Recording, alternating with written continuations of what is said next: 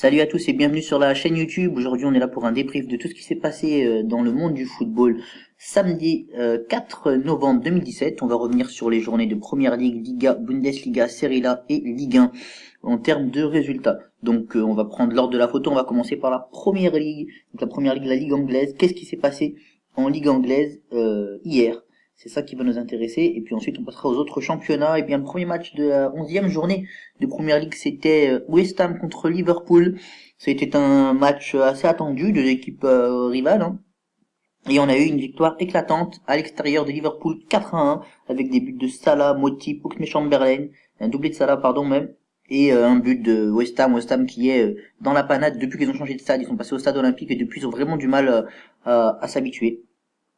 Second match de la journée qu'on avait, on avait Hunstanton Town contre West Bromwich Albion. Donc la première équipe à domicile qui est une équipe qui vient de monter et qui pourtant s'est imposée face à West Bromwich Albion. Bon, West Bromwich Albion, pour moi, c'est pas une grande équipe anglaise, mais en général, ça joue le ventre mou. Et là, c'est décevant pour eux qu'ils aient perdu ce match-là. Après, on fera un petit point de classement, bien sûr, à la fin. Après, on a Brighton qui a affronté Swansea City. C'est Brighton qui s'est imposé 1-0 à Swansea City.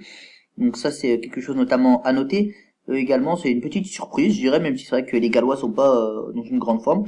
Après, il y a Newcastle qui fait son retour en Première Ligue, qui s'est imposé qui a perdu, 1-0 face à Bournemouth. Bournemouth, ça fait, je crois, 2 ans maintenant qu'ils sont là, et ils s'accrochent, hein. Ils jouent pas forcément les premiers rôles, mais ils s'accrochent.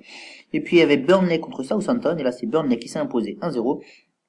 Donc face à Southampton, donc chez Southampton, et ensuite il y a eu Stoke City contre Leicester City, Leicester City n'est plus ce qu'ils étaient à l'année du titre, mais ils ont quand même fait 2-2, donc face à l'équipe de Stoke City, on a vu notamment un but de Riyad Mahrez à l'heure de jeu, Riyad Mahrez qui a malheureusement un petit peu perdu de son éclat, mais il est toujours là. On va faire un petit point de classement aujourd'hui, sachant qu'il y a encore des matchs aujourd'hui. Je vous ferai un petit débrief s'il y a le temps sur les matchs qui vont avoir lieu aujourd'hui en Première Ligue. Pour le moment, en tête, on a Manchester City avec 28 points. Derrière, on a avec le même nombre de matchs Manchester United avec 23 points. Tottenham est troisième avec 20 points et le même nombre de matchs, donc 10 matchs pour tous. Donc ça veut dire qu'ils n'ont pas encore joué aujourd'hui, tous ces gros clubs. Quatrième, on a Chelsea avec 19 points, donc c'est un petit peu serré en Première Ligue. Et puis cinquième, on a Arsenal avec 19 points et on a une égalité par ce cinquième là qui est égalité avec Liverpool et Burnley qui ont tous 19 points, sauf que Burnley et Liverpool ont joué 11 matchs alors que du premier au cinquième, c'est-à-dire de Manchester City à Arsenal, on a joué que 10 matchs. Voilà, on va parler maintenant un petit peu de ceux qui sont en position délicate. On a Swansea City qui est avec 8 points, 18e donc en position de relégable. On a ensuite Everton qui a d'ailleurs perdu face à un club français cette semaine, Olympique Lyonnais 3-0. Donc pareil avec 8 points, ils sont 19e, et Crystal Palace qui est 20e et bon dernier avec seulement 4 points. On va passer maintenant au championnat espagnol, qui va nous intéresser. Donc au niveau du championnat espagnol, qu'est-ce qui s'est passé hier? Eh bien c'est ce qu'on va voir tout de suite tous ensemble. Donc c'était également la 11e journée, le Barça s'est imposé 2-1 face au FC Séville. C'est assez important de le dire parce qu'il y en a qui espéraient qu'ils perdent des points avec un doublé de Pablo Alcácer. C'est assez rare pour le souligner. Il met quelques buts au Barça, c'est bien, ça lui permet de se débrouiller. Il y a le Deportivo Alavés qui a affronté l'Espagnol Barcelone qui s'est imposé 1-0 face à l'Espagnol Barcelone. L'Atlético Madrid a affronté la Corogne qui s'est imposé 1-0 face à la Corogne Alors c'est pas un but d'Antoine Griezmann. Et on a la surprise de la saison qui s'appelle le Valencia FC. Et Valencia FC s'est imposé 3-0 face à Leganés, 3-0 avec de magnifiques buts. D'ailleurs, je vous invite à voir le résumé si vous n'avez pas vu. Peut-être que plus tard, si ça vous donne envie, on mettra des petites images dans les vidéos, il n'y a pas de souci. Donc ça, c'est ce qui s'est passé en Liga, sachant qu'il reste encore des matchs, bien sûr, aujourd'hui. On fera un point tout à l'heure, comme je vous ai dit, sur les matchs qui restent dans les différents championnats. Pour le moment, en classement de la Liga, l'équipe en tête, c'est évidemment le FC Barcelone. Alors, le FC Barcelone avec 31 points et 11 matchs joués. Derrière, on a Valence avec 27 points et 11 matchs joués également. L'Atlético Madrid est 3e avec 23 points et 11 matchs joués. Le Real Madrid est 4e avec 20 points et 10 matchs joués. Donc, ils peuvent remonter sur l'Atlético Madrid s'ils s'imposent ce soir. Et le FC Séville est 19e et 5e avec 19 points et 11 matchs joués également. En queue de peloton, on retrouve le Deportivo Alavés avec 6 points et 11 matchs joués. On trouve ensuite Las Palmas avec 19e qui a 6 points également et 10 matchs joués. Et Malaga qui a 4 points et 10 matchs joués également. Donc ça peut encore bouger dans le championnat espagnol. Ça, c'est quelque chose à noter. Aujourd'hui, ça peut encore bouger. Donc, je vous referai une vidéo lundi pour voir comment les choses ont évolué. Maintenant, on va passer à la Bundesliga. En Bundesliga, qu'est-ce qui s'est passé ce week-end, ou du moins samedi plutôt? Eh bien, il y a eu un magnifique Dortmund-Bayern Munich. Même si le Bayern est en petite forme en ce moment, le Bayern s'est imposé face à Dortmund 3-1. Avec des buts, c'est à noter, de Arjen Robben, Lewandowski et David Alaba. Arjen Robben qui a fait un match magnifique, je tiens à le dire.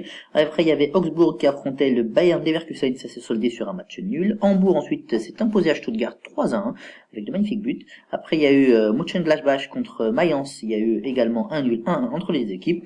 Le Rapid Leipzig qui a pourtant joué cette semaine là en Ligue des Champions s'est imposé 2-1 face à Hanovre. Et Fribourg a perdu 1-0 face à Schalke 04.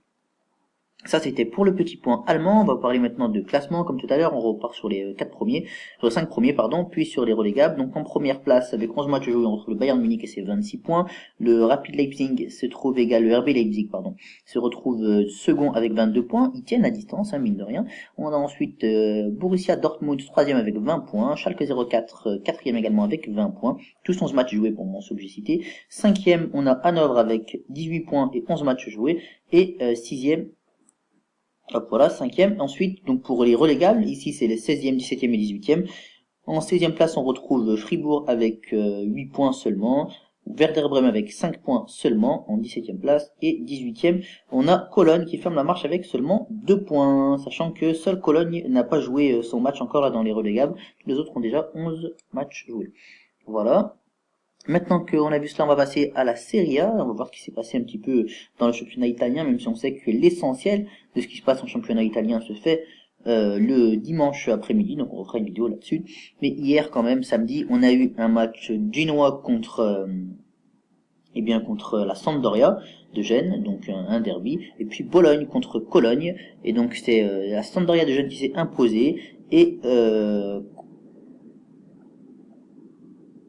Cologne qui s'est imposé face à Bologne. Voilà, au niveau du classement, où est-ce qu'on en est? Eh bien, on va le voir ici. Il y a Naples qui est en tête avec 31 points, et 11 matchs joués. Ensuite, il y a l'Inter Milan second qui est à 29 points, 11 matchs joués. La Juventus des Turins qui est troisième avec 28 points et 11 matchs joués. La Lazio qui est quatrième avec 28 points et 11 matchs joués également. Et l'AS Rome, 24 points et 10 matchs joués. Pour les relégables, pour le moment, on a l'Elias Vérone qui est 18e avec 6 points et 11 matchs joués, le Genoa 6 points et 12 matchs joués, et enfin on a en dernière place Buonviento qui est avec 0 points en 11 matchs joués. C'est difficile pour cette équipe italienne qui, j'en suis sûr, pourra peut-être revenir un petit peu aux affaires, j'espère pour eux. Donc ensuite on passe au championnat, notre championnat local, celui de la Ligue 1, donc là où pas mal de matchs sont déjà joués. Donc on a eu 3 qui s'est imposé 3-0 face à Strasbourg, 3-0. C'est un résultat un petit peu surprise parce que les Strasbourgeois étaient sur une bonne dynamique. Ensuite on a eu la magnifique victoire éclatante de l'AS Monaco qui a pourtant joué en Ligue des Champions 6-0 contre un avant Guingamp. Ils ont pris l'habitude les Monégasques de donner des roustes aux Bretons ces derniers temps. Ensuite on a eu un nul entre Montpellier et Amiens. Après, on a eu Nantes qui s'est imposé 2-1 face à Toulouse, et Angers qui a pris une rouste par le PSG 5-0, un PSG qui a joué tranquillement avec des buts de Kylian Mbappé qui fait son retour, ça fait plaisir, il met des buts, ça faisait longtemps qu'on n'avait pas vu marquer des buts, mais rien Kylian Mbappé dans le championnat domestique. Et maintenant, donc on peut voir en tête toujours le PSG avec ses 32 points. Après on a Monaco avec 28 points. Après on a Nantes avec 23 points, l'Olympique Lyonnais avec 22 points. Et 11 matchs joués. Pour l'instant, ils avaient tous joué 12 matchs, à l'exception de l'Olympique Lyonnais qui a joué 11 matchs. Et cinquième, on a l'Olympique de Marseille avec 21 points, 11 matchs joués. Après, là, on a Strasbourg qui est 18e avec 10 points et 12 matchs joués, donc relégable. L'île de Marcelo Bielsa qui se trouve malheureusement 19e avec 6 points et 10 matchs joués. Et le club de Metz qui est 20e avec seulement 3 points en 11 matchs joués. Ce soir, pour rappel, on va avoir, donc pour revenir sur un petit peu les matchs et focus qu'on peut avoir aujourd'hui, les gros matchs qu'on peut avoir, eh bien, on va avoir en Ligue 1 un Nice-Dijon, un Marseille-Caen, un Metz-Lille et un Lyon-Saint-Etienne, le gros derby. Qui peut être pas mal. Après on va mettre les focus sur les grosses affiches. En Liga, on va avoir un match qui est Villarreal-Malaga et Real Madrid-Las Palmas, c'est les deux gros matchs je dirais. Il y a aussi Vigo, Atlético Bilbao qui pourrait être un très beau match à mon avis. Ensuite, en Première Ligue, on a un magnifique Chelsea-Manchester United et un Manchester City-Arsenal. Autant dire que c'est une après-midi de gros matchs pour les fanatiques de football. On a également en Italie un Fiorentina-AS Rome et un Chievo Vérone-Napoli, un Lazio Udinese Donc, pas mal de matchs, il y a un Milan-Sassuolo. Et puis on retrouvera en Allemagne un Wolfsburg-Hertha Berlin. Donc pour vous donner quelques petits conseils de paris, parce que je sais que ça peut intéresser certains qui regardent les vidéos, moi je peux vous dire quoi jouer, enfin en tout cas de mon avis, moi je joue plus trop, mais je peux vous donner quelques bons filons. Je pense que Nice peut s'imposer face à Dijon, ça pourrait être un bon filon de bonne base, à mon avis pour un ticket.